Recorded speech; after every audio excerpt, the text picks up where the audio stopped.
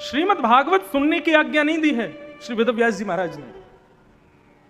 निगम कल्प तरोर गलितम फलम सुख मुखाद्रम तद्रव संयुतम पिबत भागवतम रसमालयम मुहुर्हो रसिका भुवि भावुका। वेदव्यास जी कहते हैं पिबत भागवतम रसमालयम, ये भागवत की कथा जो है ये सुनने का विषय नहीं है, पीने का विषय है, पान करने का विषय है। और कर्ण रंध्र से इसको श्रवण नहीं करना है, इसका पान करना है। क्यों? सुनी हुई वस्तु विस्मृत हो सकती है, सुनी हुई वस्तु को आप भूल सकते हो, लेकिन जिसका पान किया है वो तो अपना असर दिखाएगी, वो तो अपना असर करेगी। मदिरा का सेवन किया है तो मदिरा नशा करेगी, औषधि का सेवन किया है तो औषधि अपना अपना अपना गुण दिखाएगी। लेकिन औषधि का श्रवण करने से रोग दूर नहीं होता, औषधि का पान करना पड़ता है। ठीक वैसे ही श्रीमद् भागवत भव औषधि है, भव रोग को मिटाने वाली, इसका पान ही करना पड़ेगा, इसको सुनने का विषय नहीं बताया है। भागवत को श्रवण करो, पियो। श्रवण पुटेषु समृतम, कान रूपी दोनों में भर भर के पियो।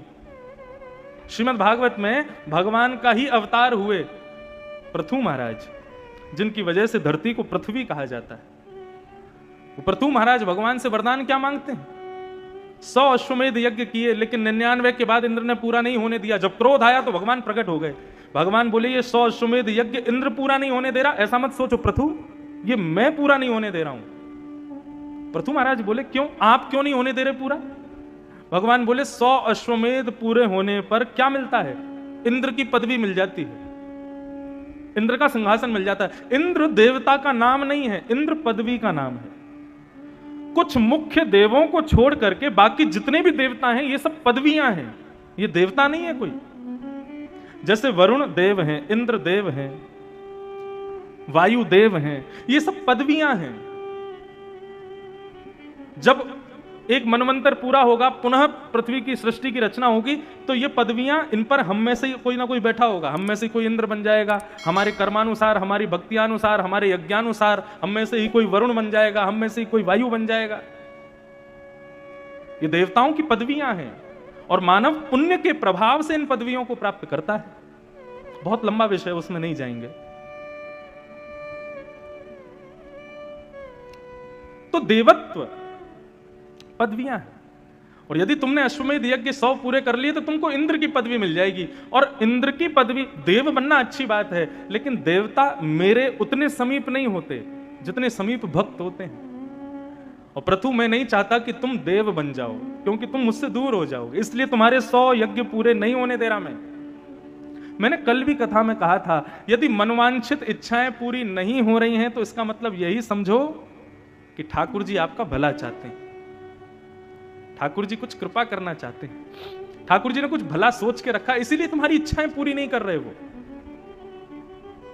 तब पृथु महाराज को लगा कि अरे मैं क्या प्रेम करता हूं, ठाकुर जी तो मुझसे दुगना प्रेम करते हैं। तब पृथु महाराज ने भगवान से कहा तो मुझे दूसरा वरदान दो। भगवान बोले क्या चाहिए? बोले ऐसी कृपा कर दो कि मेरे शरीर में जितने रोए हैं, प्रत्येक रोए में श्रवण की शक्ति प्रकट हो जाए, सुनने की शक्ति आ जाए, मेरे प्रत्येक रोम में कान प्रकट हो जाएं। भगवान बोले ये कैसा विचित्र वरदान मांग रहे हो, ये क्या कहना चाहते हो?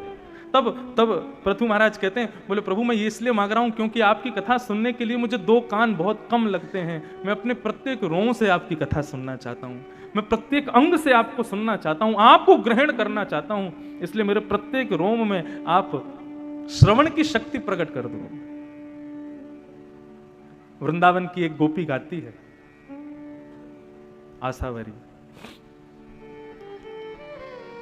यमुना जल भरने के लिए गई। वृंदावन की स्थिति जो पृथु महाराज मांग रहे हैं भगवान से, वृंदावन तो नित्य उसी स्थिति में रहता है। एक गोपी यमुना जल भरने के लिए जा रही है, कानों में रुई लगा करके जाती है। दूसरी गोपी ने कहा, बोले क्या कर रही है? बोले मैं कानों में रुई लगा करके जा रही हूं। बोले क्यों, कानों को क्यों बंद करके जा रही है? बोले तुझे नहीं पता, जब कोई कृष्ण बोलता है ना, जब कोई गोविंद बोलता है, जब कोई माधव बोलता है ना, तो मैं मूर्छित हो जाती हूं, मैं काम नहीं कर पाती, इसलिए मैं कानों में रुई लगा के आई हूं, कहीं कोई कृष्ण ना बोल दे, कहीं कोई माधव ना बोल दे, कहीं कोई गोपाल ना बोल दे, कहीं मैंने सुन लिया ना तो मेरी स्थिति बिगड़ जाएगी। इसे कहते हैं श्रवण, जहां सुनते ही आप अपने देहाभिमान से शून्य हो जाओ। सुनने के बाद भी देह अभिमान में है, देह अपनी फिक्र करवा रहा है तुमसे, तो तुमने सुना ही नहीं है। जहां चित्त की चिंता छूट जाए, जहां देह की चिंता छूट जाए, जिह्वा की प्यास नष्ट हो जाए, उदर की भूख चली जाए, तब समझना तुमने सुना है। उस श्रेणी में पहुंच गए हैं श्री सुखदेव जी और परीक्षित जी।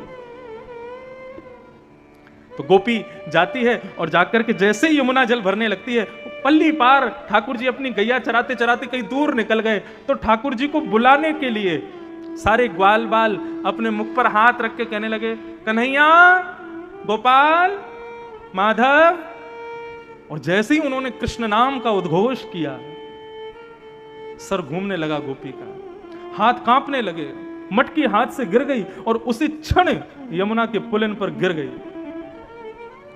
दूसरी गोपी ने उसके मुख पर यमुना जल छिड़का। जब होश में आई तो उसने कहा क्या हुआ? रुदन करते हुए बोले मैं तो सोचती थी कृष्ण नाम केवल कानों से प्रवेश करता है, लेकिन आज मुझे पता चला कि मेरा प्रत्येक रों से कृष्ण नाम प्रवेश करता है। किस किस को बंद करके आऊं मैं?